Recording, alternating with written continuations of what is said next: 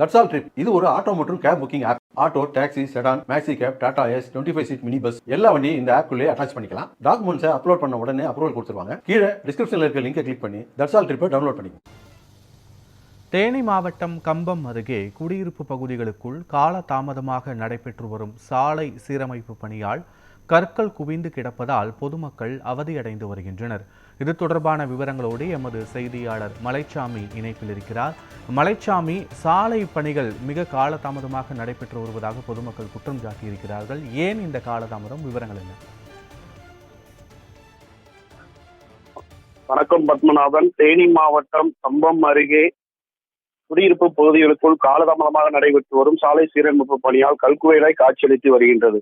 கம்பம் அருகே உள்ள காமிகுண்டன்பட்டி பேரூராட்சி அமைந்துள்ளது. இந்த பேரூராட்சியில் உள்ள 15 வார்டுகளில் வசிக்கும் பொதுமக்களின் குடிநீர் தேவைகளை பூர்த்தி செய்வதற்காக 2.0 எனும் புதிய குடிநீர் திட்ட பணிகளை கடந்த சில வருடங்களுக்கு முன்பு மத்திய அரசின் சார்பில் அந்த பணிகளுக்கான குழாய்கள் பதிக்கும் பணி, மேல்நிலை நீர்த்தேக்க தொட்டிகள் அமைக்கும் பணிகளை தொடங்கினார்கள்.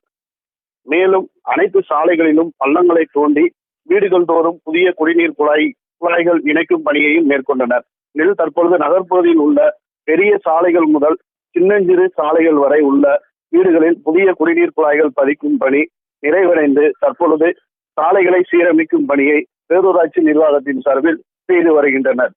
அந்த சாலையை சீரமைக்கும் பணிகள் குடியிருப்பு பகுதிகளுக்குள் பல மாதங்களாக மிகவும் மெத்தன போக்கில் நடைபெறுவதால் சாலைகளில் ஆங்காங்கே குவித்து வைக்கப்பட்ட கல்குவியலாய் அனைத்து சாலைகளும் காட்சியளிக்கின்றது.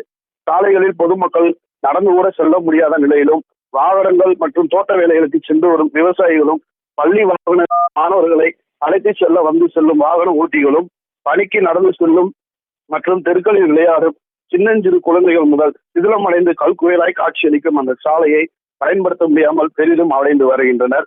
மேலும் மாவட்ட நிர்வாகத்தின் சார்பில் விரைந்து நடவடிக்கை எடுத்து சாலையை சீரமைக்க வேண்டும் என பல்வேறு கோரிக்கைகளை வைத்து உள்ளனர். பத்மநாபன். காட்சிகளோடு விவரங்களுக்கு நன்றி மலைச்சாமி.